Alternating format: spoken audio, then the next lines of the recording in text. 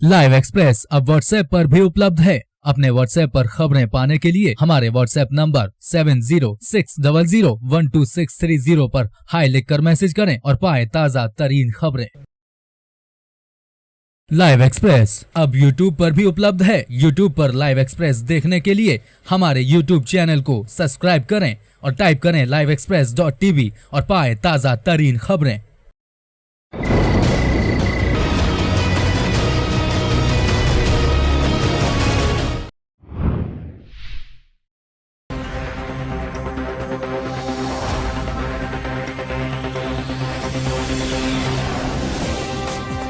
कुछ लुटेरे सिरसाड़ महमूदपुर रोड पर कच्चे माल के सप्लायर से 2 लाख रुपए छीनकर फरार हो गए। युवकों की संख्या 3 बताई गई थी, जो बाइक पर सवार थे और घटना को अंजाम देने के बाद पानीपत की तरफ फरार हो गए। इस दौरान पता चला कि बाइक भी बिना नंबर की थी। आदर्श नगर निवासी अनिल ने इसकी शिकायत पुलिस को दी। पुलिस ने अज्ञात के खिलाफ मामला दर्ज कर आरोपियों की तलाश शुरू कर दी है। सर, पैसे छीनने का मामला सामने आया क्या? हाँ, आज हमें कंट्रोल से मैसेज आया था कि सिरसाड़ महमूदपुर से सिरसाड़ रोड पर एक अनिल नाम के व्यक्ति से कि 3 अज्ञात व्यक्तियों ने मोटरसाइकिल पर सवार थे 2 लाख रुपए छीने। तो उसी सूचना पर हम मौके पर गए और उसके बयान पर, अनिल के बयान पर हमने पर्चा दर्ज कर दिया और कार्रवाई कर रहे हैं।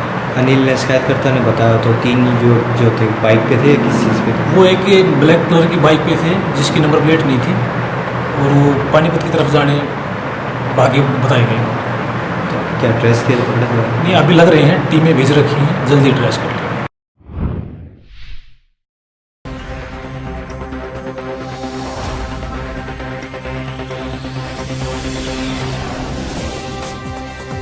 अंबाला में कांग्रेस ने पूर्व मंत्री निर्मल सिंह की अगुवाई में बड़ा प्रदर्शन किया और प्रशासन को मांग पत्र सौंपा। कांग्रेस के इस प्रदर्शन में पूर्व मुख्यमंत्री भूपेंद्र सिंह हुड्डा, पूर्व मंत्री हरमोहिंदर सिंह चड्डा व पूर्व प्रदेशाध्यक्ष फूलचंद मुलाना भी शामिल हुए।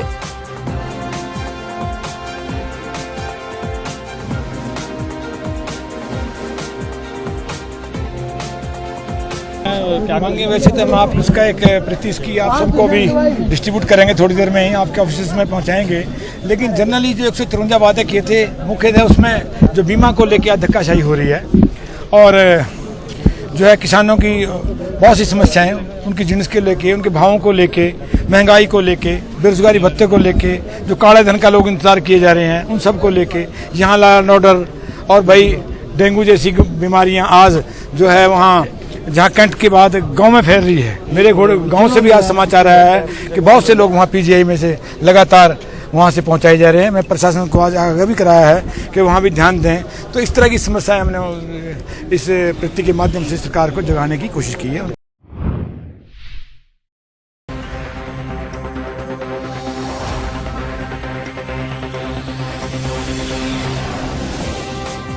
हरियाणा के स्वास्थ्य मंत्री अनिल विज ने सभी जिलों के स्वास्थ्य अधिकारियों को एंटी लार्वा एक्टिविटीज समेत सभी एहतियातन कदम उठाने के निर्देश दिए हैं। बावजूद इसके बीमारी के आंकड़े लगातार बढ़ते जा रहे हैं। इन आंकड़ों में हिसार में भी स्वास्थ्य विभाग की नींद उड़ा दी है।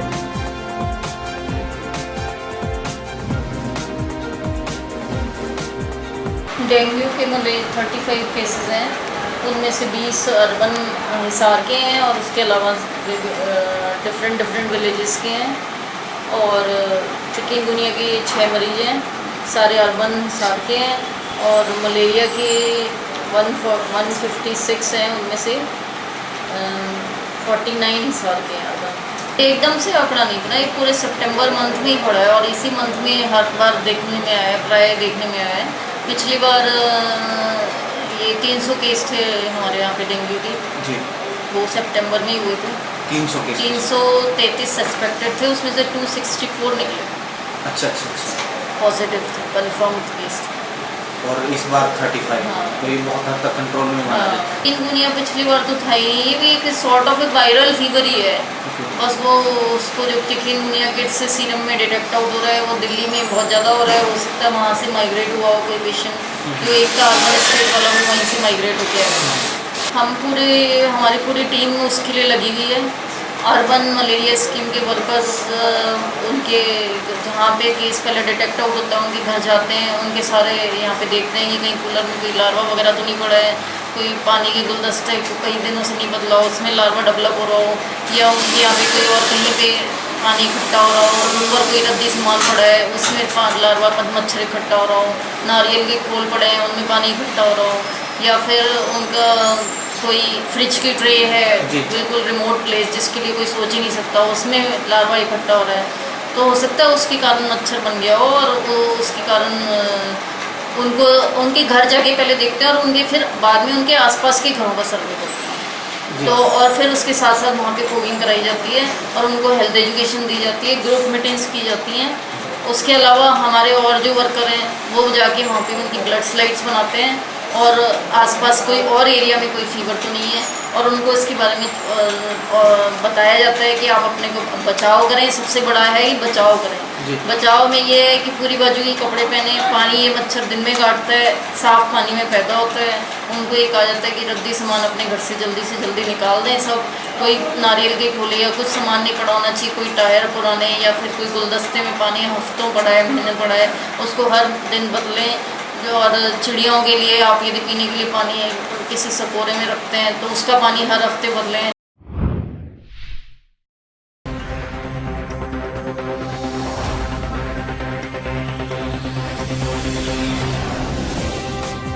हिसार जिले के गांव दौलतपुर निवासी वीर सिंह को लापता हुए 1 महीने से ऊपर का वक्त हो गया है, लेकिन पुलिस अभी तक उसका कोई सुराग नहीं लगा पाई है। इसके विरोध में परिजनों ने शहर में जुलूस निकाला और जिला प्रशासन से वीर सिंह के लापता होने के लिए जिम्मेदार लोगों की गिरफ्तारी करने की मांग की। आज का हमारा जो प्रोटेस्ट है वो हम डीसी कार्यालय पर जाएंगे और वहाँ जाके हम धरना लगा के बैठेंगे, डीसी साहब से भी मिलेंगे, एसपी महोदय से भी मिलेंगे। अब वहाँ क्या चर्चा होती है, कितना आश्वासन देते हैं, क्योंकि कल परसों वाले जागरण में तो बाकायदा एसपी महोदय ने भी मान रखा है कि वीर सिंह जिंदा नहीं है, मौत हो चुकी है। और मौत हो चुकी है तो परिवार के लोग सारे कहने लग रहे हैं कि दोषी हैं, इन्होंने मारा तो उनको उठा के पटक ले पुलिस, जिस दिन चाहेगी 1 घंटा में सब कुछ बोल देंगे। कहाँ डेड बॉडी नहर में भाई है कि दबाई है, क्या किया है। तो एसपी महोदय हमें क्या आश्वासन देते हैं, अगले आंदोलन की घोषणा तो होगी हमारी उसके अनुसार। लेकिन आज हमारा जो प्रोटेस्ट है, जो वो दूसरा वर्ग जो है अशोक जाखड़ के परिवार के लोग जो वो ये प्रचार कर रहे थे कि हमारा कसूर नहीं है, ये नहीं है, तो अब ये धीरे धीरे क्लियर होगी। एसपी महोदय के बयान से भी ये लग रहा है सारी चीज़ें सब लोग समझ चुके हैं, अब उनका कोई इस तरह की बकवासबाजी नहीं चलने वाली। आम लोग, आम जनता इस बात को समझ गई है। प्रचार भी लगातार ये जो 16 तारीख से धरने पर जो लोग बैठे हैं, जिसका एक दबाव निश्चित तौर पे सरकार पे भी पड़ा है और प्रशासन पे भी। और हमें उम्मीद है शायद आज हम एसपी महोदय से बातचीत करेंगे तो हमें न्याय की उम्मीद उनसे है। और हमने सुना भी है एसपी महोदय के बारे में कि वो ईमानदार हैं एसपी महोदय, लेकिन इस केस में पता नहीं क्यों ऐसा कर रहे हैं, हमें थोड़ा शक भी फिर होने लगता है।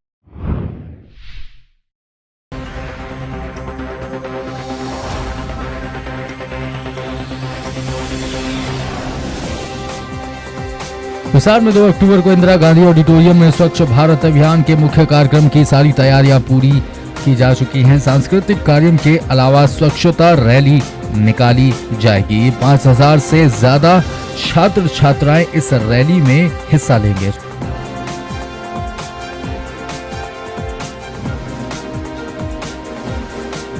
आज से 2 साल पहले देश के प्रधान सेवक जो अपने आप को सेवा के रूप में मानते हैं, उन्होंने एक अभियान पूरे देश के अंदर लिया। स्वच्छ भारत से ही हम आने वाली दिशा को तय कर सकते हैं।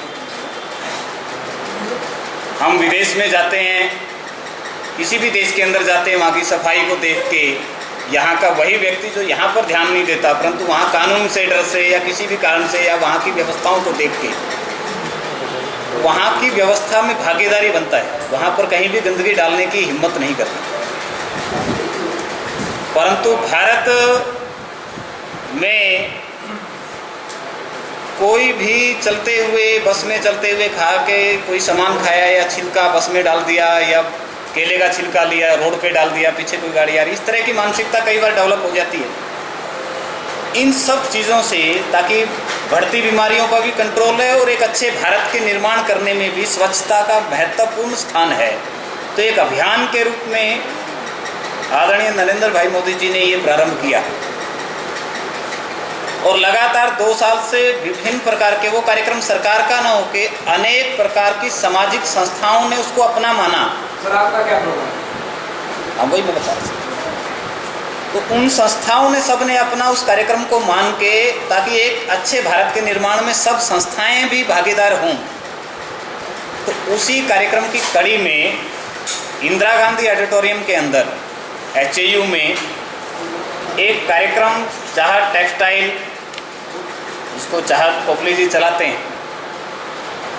तो उसके सौजन्य से स्वच्छ भारत स्वच्छ हिसार, इसकी अवेयरनेस के लिए एक कार्यक्रम होगा, जिसमें हिसार के आसपास के सब स्कूलों के बच्चे अपने प्रतिभा के द्वारा एक मैसेज भी देंगे कि हम स्वच्छ हिसार या स्वच्छ भारत में भागीदार कैसे बन सकते हैं। और जो अच्छे मैसेज देने वाले बच्चों को सम्मानित भी किया जाएगा, ताकि वो अपने घर पे, आज का बच्चा यदि हमने टारगेट किया 8, 9, 10, 12 के बच्चों को, वो आज ही जब स्वच्छता के बारे में जानकारी प्राप्त करेगा या सीखेगा, तो आने वाले समय में अपने परिवार को वो उसी हिसाब से चलाने वाला बनेगा।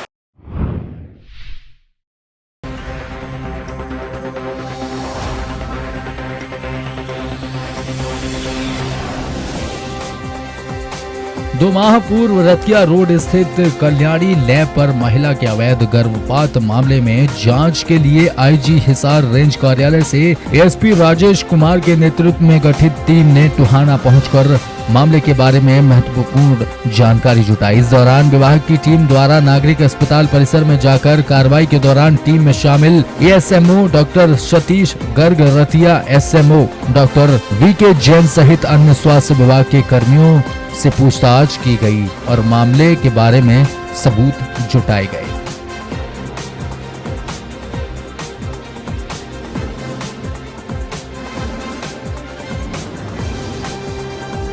इसमें अभी हमारा जो फोकस है पूरा, वो निष्पक्ष जांच की तरफ है। इस तरफ हम ज़्यादा से ज़्यादा जो एविडेंस कलेक्ट कर सकते हैं, जो भी इस मामले से जुड़े हुए हमारे विटनेसेस हैं, और टेक्निकल एविडेंस जो भी है, किसी तरह की वीडियो रिकॉर्डिंग है, किसी तरह की स्टेटमेंट है, रिकॉर्ड्स हैं, वो सब हम कलेक्ट करके और जल्दी से जल्दी जो है इस मामले की निष्पक्ष जांच पूरी करने के लिए हम कोशिश करें। यहाँ आप टोहाना आए हैं, तो आपने किस किस से इस मामले में, जांच में, कार्रवाई में किस किस से सहयोग ले रहे हैं? हाँ, अभी हमने इस मामले में जो है, जो यहाँ पर ANM है, उससे उसका बयान रिकॉर्ड किया है, जो SDO है, SMO है, उनका रिकॉर्ड किया है। जो इसमें विक्टिम कह लीजिए या जो कंप्लेनेंट है, वो यहाँ पर अभी मौजूद नहीं है, वो टोहाना में है नहीं। बाकी अभी हम जो ये सेंटर है, वहाँ पर सेंटर पर भी जाकर एक बार अगर वहाँ से भी हमें कोई तथ्य साक्ष्य मिलते हैं, तो वो भी हम वहाँ से कलेक्ट करेंगे।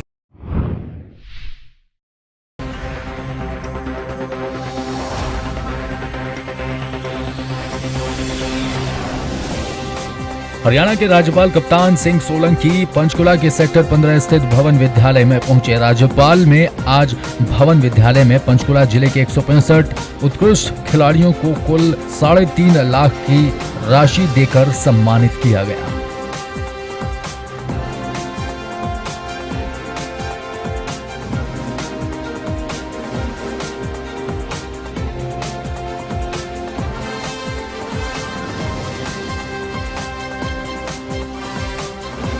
पंचकुला 2010 में वर्तमान में विधायक श्री ज्ञानचंद गुप्ता जी ने स्थापित की।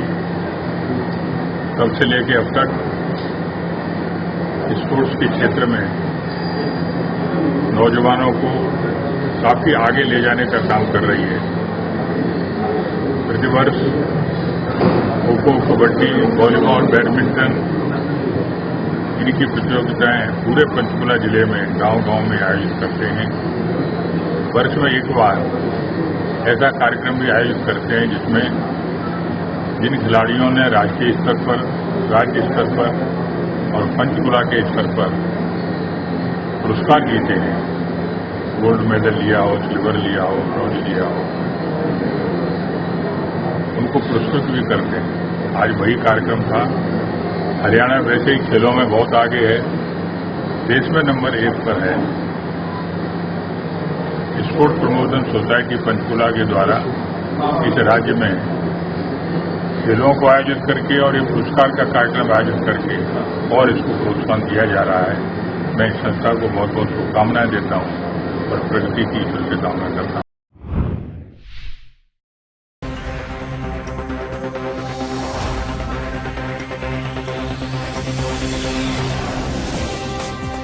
अंतर्राष्ट्रीय राइफल और पिस्टल शूटर दीपक सैनी अंबाला के छोटे से गांव शाहपुर का रहने वाला है और दिव्यांग है, लेकिन अपने हौसले के बल पर आज कई मेडल जीत चुका है। मामूली से किसान के बेटे ने जमीन से उठकर कामयाबी के टारगेट पर ऐसे ऐसे निशाने लगाए कि राष्ट्र से लेकर अंतर्राष्ट्रीय स्तर तक अंबाला का नाम रोशन किया। दीपक इस बार रियो पैरा ओलंपिक्स में जाने से चूक गया तो वही उसने अपनी शूटिंग रेंज ही बना डाली और पुरस्कारों के रूप में मिले तमाम पैसों को उसमें लगा दिया।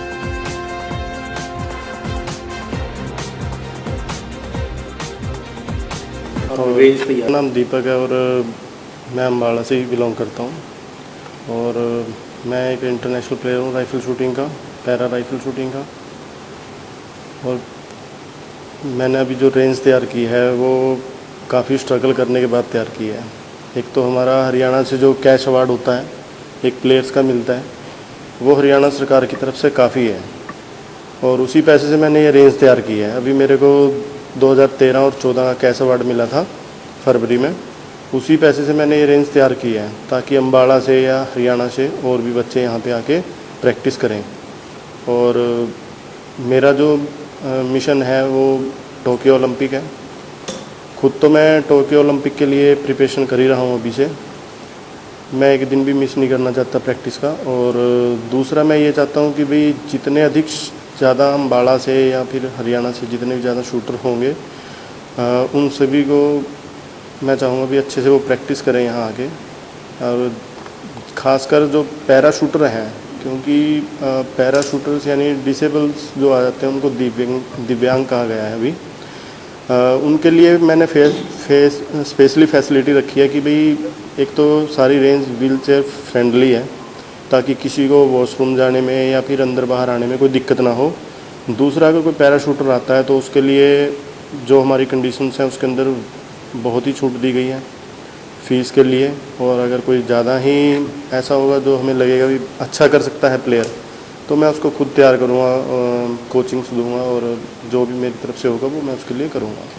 सर शूटिंग महंगा खेल में शुमार है, आपने भी बड़ा संघर्ष किया, आपकी व्हील चेयर से लेके आपके गन, ये कहानी किस तरह से रही सर? आपने कैसे शुरू किया, इस मुकाम तक कैसे? सर देखिए, कोई भी गेम ऐसा नहीं है, जैसे आपने कहा है कि भी शूटिंग बहुत महंगा गेम है, कोई भी गेम ऐसा नहीं है कि जो महंगा ना हो। अगर हम कबड्डी की बात करें या फिर बॉक्सिंग की बात करें, कोई भी गेम ऐसा नहीं है जो सस्ता हुआ। किसी के अंदर डाइट बहुत ज़्यादा ली जाती है जो कि हमारे प्लेयर को आज भी नहीं मिलती। हॉकी की बात करें, हॉकी भी बहुत महंगी गेम है और गेम सभी महंगे हैं। अगर करने वाला हो तो उसके लिए कुछ भी नामुमकिन नहीं है। मैं एक ऐसे परिवार से हूँ, किसान परिवार से। मेरे जो फादर साहब थे उनके पास कोई ऐसी प्रॉपर्टी नहीं थी और आज जो कुछ किया है वो मैंने सिर्फ अपने ही लेवल पे किया है। इसके लिए मुझे हरियाणा सरकार में हमारे राज्यपाल जी हैं कप्तान सिंह सोलंकी, सबसे पहले मैं उनका धन्यवाद करना चाहता हूँ क्योंकि उन्होंने 2015 में मेरे को एक राइफ़ल के लिए अमाउंट दिया है। और दूसरा नीलवीर जी, जिनकी वजह से मैं वर्ल्ड कप वगैरह में पार्टिसिपेशन किया, उन्होंने मुझे आर्थिक रूप से सहायता किया और आगे भी वो करेंगे, ऐसा मुझे विश्वास है। सर आपकी व्हील चेयर अगर और बेहतर हो जाए तो? जी, व्हील चेयर के लिए सर स्पेशली मैंने अम्बाड़ा में अशोक सागवान जी थे, मनदीप सर थे डीसी, उनसे पहले बात की थी तो उन्होंने एक फाइल प्रोसेस की थी रतन लाल कटारिया जी के पास कि भाई इसको एमपी कोटे से व्हील चेयर प्रोवाइड कराई जाए, लेकिन जो कि मेरे को आज तक नहीं मिली है व्हील चेयर। क्योंकि व्हील चेयर और जो मेरा शूटिंग का टेबल है वो व्हील चेयर के साथ ही आएगा, तो तकरीबन 3 से 4 लाख रुपए का है। वो मैं आज भी लेने में असमर्थ हूँ क्योंकि मैंने अपने कैश अवार्ड से ही ये रेंज तैयार की है। अगर मैं ऐसा नहीं करता क्योंकि अगर हम बाहर प्रैक्टिस करते हैं तो 20-25,000 पर मंथ का खर्चा आ जाता है, क्योंकि मैं इस लेवल का खिलाड़ी हूँ कि भाई एक दिन भी मैं प्रैक्टिस मिस नहीं करना चाहता अपनी। इसीलिए मेरा मेन मोटिव यही है कि भाई मैं अपनी प्रैक्टिस करूँ, और जो बच्चे अम्बाड़ा से या कहीं से भी हरियाणा से बिलोंग करते हैं वो सीखना चाहते हैं तो मोस्ट वेलकम उनके लिए रेंज ओपन है। कौन कौन से कहाँ पे आपने मेडल लिए? सर फर्स्ट मैंने नेशनल में 3 साल से गोल्ड मेडलिस्ट हूँ मैं, और 2012 में मैंने सिल्वर मेडल लिया था नेशनल में, और 2015 में मैंने 2 इवेंट हैं हमारे इंडिया के अंदर, दोनों में ही गोल्ड लिया है। और बाहर भी मेरा जो परफॉर्म है वो बहुत अच्छा रहा है, मैं उसको ख़राब नहीं कहूँगा, क्योंकि इंडिया से टॉप 12 या 14 में आना कोई आसान बात नहीं है, खासकर पैराशूटर्स के लिए, क्योंकि हमें इतनी फैसिलिटी आज भी नहीं मिलती। सर 2018 में एशियन गेम्स हैं और फिर वर्ल्ड कप भी आने वाला है 2018 में, संसाधनों की कहीं ना कहीं कमी से आप जूझ रहे हैं, कैसे हो? सर संसाधनों की कमी मेरे पास आज भी है, लेकिन अगर मैं ये सोचूंगा कि मेरे पास संसाधनों की कमी है और मैं कुछ नहीं करूंगा तो आगे भी मैं बढ़ नहीं सकता। अभी रियो ओलंपिक मैंने मिस किया है, मैंने उसकी पूरी प्रैक्टिस की थी और स्कोर भी मेरे काफ़ी अच्छे थे, लेकिन कुछ कारण ऐसे रहेगी। एक तो मैं पहले इंटरनेशनल में 3 साल से परफॉर्म नहीं किया, मैंने फ़र्स्ट टाइम 2015 में ही खेला था, तो 3 साल की मेरी परफॉर्मेंस कुछ भी नहीं थी। और दूसरा ये रियो ओलंपिक मेरे से मिस हुआ है नहीं, लेकिन मैं टोक्यो ओलंपिक और एशियन वर्ल्ड कप कुछ भी हो मैं उनको मिस नहीं करना चाहता। इसीलिए मैंने रेंज जो तैयार की है वो मिशन टोक्यो के हिसाब से ही तैयार की है, ये कि जो भी बच्चा इसमें प्रैक्टिस करे तो उसको एक मोटिव मिले कि भाई हमें कहाँ पहुँचना है, हमारा लक्ष्य क्या है। इस तरीके से मैंने इस रेंज को तैयार किया है।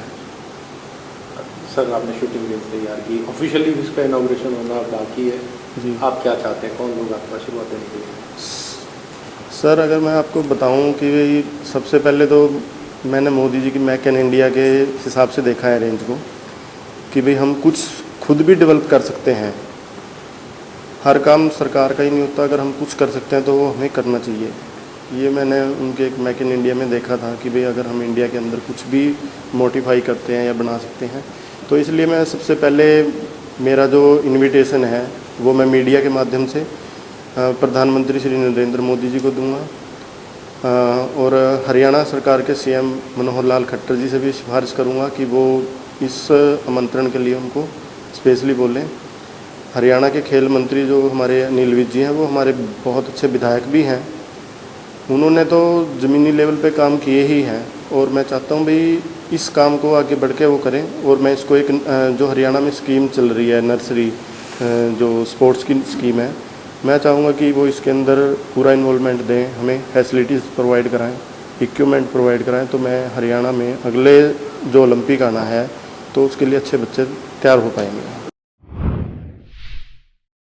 लाइव एक्सप्रेस अब व्हाट्सएप पर भी उपलब्ध है। अपने व्हाट्सएप पर खबरें पाने के लिए हमारे व्हाट्सएप नंबर 7060012630 पर हाई लिखकर मैसेज करें और पाएं ताज़ा तरीन खबरें।